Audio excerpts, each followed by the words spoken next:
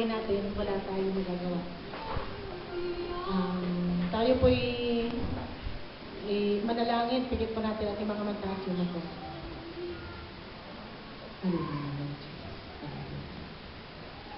Oh Lord God, thank you Lord for all the blessings that we have. Thank you for your guidance and your protection. Thank you Lord for your presence this time.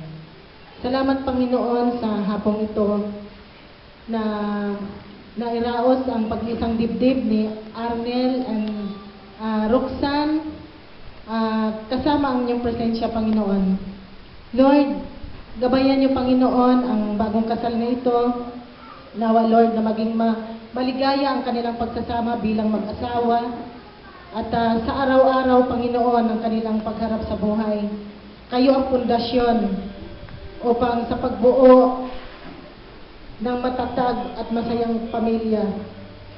Lord, i-bless niyo po Panginoon ang bagong kasal na ito at nawa Panginoon ay kayo Panginoon ang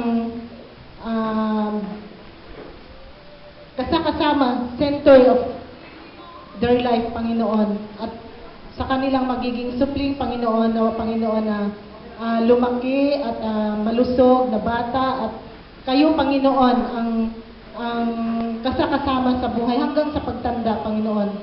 At Lord, sa hapong ito Panginoon, i-bless niyo rin po Panginoon ang Abella family, ang Borsoto family, and Greta family.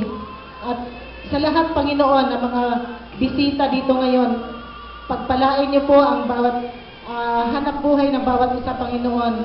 At sa pagkain na aming salusaluhan, dahil kayo Panginoon ang nagpapala nito, linisin niyo Panginoon at basbasan ang pagkain ito upang magsilbing kalakasan ng aming panlupang katawan. In Jesus' name, Amen.